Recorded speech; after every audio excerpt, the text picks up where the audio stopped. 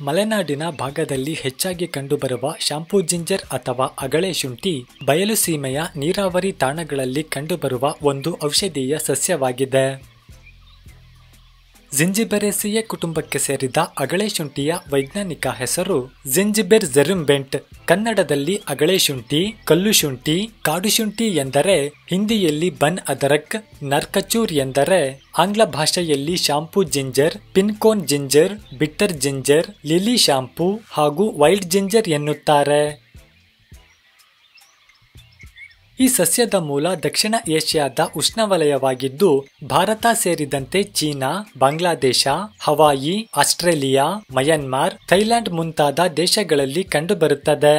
ತೇವಾಂಶವುಳ್ಳ ಅರಣ್ಯ ಪ್ರದೇಶಗಳ ನೆರಳಿನ ತಾಣದಲ್ಲಿ, ನದಿ ಹಾಗೂ ಹಳ್ಳಗಳ ದಡದಲ್ಲಿ ಕಂಡುಬರುವ ಅಗಳೆ ಶುಂಠಿ ಒಂದು ಬಹುವಾರ್ಷಿಕ ಸಸ್ಯವಾಗಿದ್ದು ಸುಮಾರು 6 ರಿಂದ 7 ಅಡಿ ಎತ್ತರವಾಗಿ ಬೆಳೆಯುವ ಸಸ್ಯವಾಗಿದ್ದು ಬುಡದಿಂದಲೇ ಬೆಳೆದ ಹಸಿರು ಕಾಂಡಗಳಲ್ಲಿ ಅಭಿಮುಖವಾಗಿ ಜೋಡಣೆಗೊಂಡಿರುವ ನೀಳವಾದ ಕತ್ತಿಯಾಕಾರದ ಸುಮಾರು 10 ಸೆಂಟಿಮೀಟರ್ ಅಗಲ ಹಾಗೂ 38 ಸೆಂಟಿಮೀಟರ್ ಉದ್ದವಾದ ಹಸಿರೆಲೆಗಳಿದ್ದು ನೀಳವಾದ ಕೊಳವೆಯಂತಹ ಕಾಂಡದ ತುದಿಯಲ್ಲಿ ಶಂಖಾಕಾರದ ಮಾರ್ಪಾಡಿನ ಸುತ್ತ ಮಾಸಲು ಬಿಳಿ ಬಣ್ಣದ ಹೂಗಳಿರುತ್ತವೆ.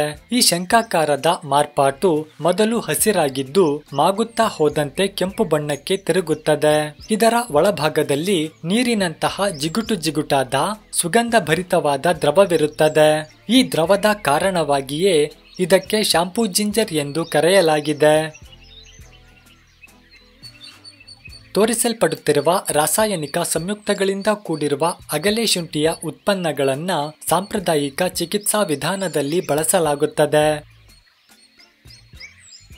ಈ ಸಸ್ಯದ ಸಾಮಾನ್ಯ ಉಪಯೋಗಗಳೆಂದರೆ ಭಾರತ ಸೇರಿದಂತೆ ಏಷ್ಯಾದ ಬಹುತೇಕ ರಾಷ್ಟ್ರಗಳಲ್ಲಿ ಇದರ ಹೂವಿಂದ ಹಿಂಡಲಾಗುವ ರಸವನ್ನ ಶಾಂಪೂವಿಗೆ ಬದಲಿಯಾಗಿ ಬಳಸಲಾಗುತ್ತದೆ. ಇದು ಕೂದಲಿನ ತಲೆಹೊಟ್ಟು ನಿವಾರಿಸಿ ಕೂದಲನ್ನ ಮೃದುಗೊಳಿಸಿ ಕೂದಲಿನ ಬೆಳವಣಿಗೆಗೆ ಸಹಕಾರಿಯಾಗಿದೆ. ಇದನ್ನ ನೇರವಾಗಿ ಏರ್ ಜೆಲ್ನಂತೆಯೂ ಕೂಡ ಕೂದಲಿಗೆ ಹಚ್ಚಿಕೊಳ್ಳಬಹುದು ಹಾಗೂ ಗಾಜಿನ ಬಾಟಲಿಗಳಲ್ಲಿ ಈ ದ್ರಾವಣವನ್ನ ಸಂಗ್ರಹಿಸಿಕೊಂಡು ಕೂಡ ಬಳಸಲಾಗುತ್ತದೆ. ಈ ರಸವನ್ನ ಸ್ಕಿನ್ ಕಂಡೀಷನರ್ ನಂತೆಯೂ ಕೂಡ ಬಳಸಲಾಗುತ್ತದೆ. ಈ ದ್ರಾವಣವು ಆಂಟಿ ಆಕ್ಸಿಡೆಂಟ್ ಹಾಗೂ ಆಂಟಿ ಇನ್ಫ್ಲಾಮ್ಯಾಟರಿ ಗುಣಗಳಿಂದ ಕೂಡಿರುವುದರಿಂದ ಇತ್ತೀಚಿನ ದಿನಗಳಲ್ಲಿ ಸೌಂದರ್ಯವರ್ಧಕ ಉತ್ಪನ್ನಗಳಲ್ಲಿಯೂ ಕೂಡ ಬಳಸಲಾಗುತ್ತದೆ. ಇದರ ಎಳೆಯ ಎಲೆಗಳನ್ನ ಕೆಲ ಆಹಾರಗಳಲ್ಲಿ ಸ್ವಾದಕ್ಕಾಗಿ ಬಳಸಲಾಗುತ್ತದೆ. ಅಗಳೆ ಶುಂಠಿಯ ಬೇರುಗಳು ಕಹಿಯಾದ ರುಚಿಯಿಂದ ಕೂಡಿದ್ದರೂ ಸಹ ಇವುಗಳನ್ನು ಕೂಡ ಕೆಲ ಪ್ರದೇಶಗಳಲ್ಲಿ ಆಹಾರವಾಗಿ ಬಳಸಲಾಗುತ್ತದೆ. ಜಾವಾ ಮುಂತಾದ ಪ್ರದೇಶಗಳಲ್ಲಿ ಈ ಬೇರುಗಳನ್ನ ಸ್ಥಾನೀಯ ಮಾರುಕಟ್ಟೆಗಳಲ್ಲಿ ಮಾರಾಟ ಮಾಡಲಾಗುತ್ತದೆ.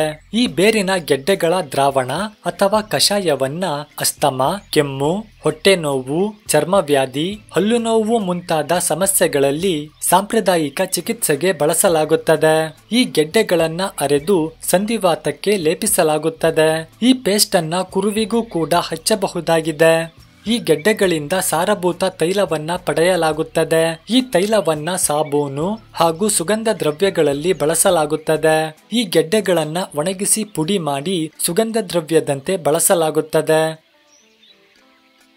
ಇದರ ಅಡ್ಡಪರಿಣಾಮಗಳ ವರದಿಗಳಿಲ್ಲ. ಆದಾಗ್ಯೂ ಆಂತರಿಕವಾಗಿ ಸೇವಿಸುವ ಮುನ್ನ ಆಯುರ್ವೇದ ವೈದ್ಯರ ಸಲಹೆ ಇಲ್ಲದೆ ಸೇವಿಸಬಾರದು.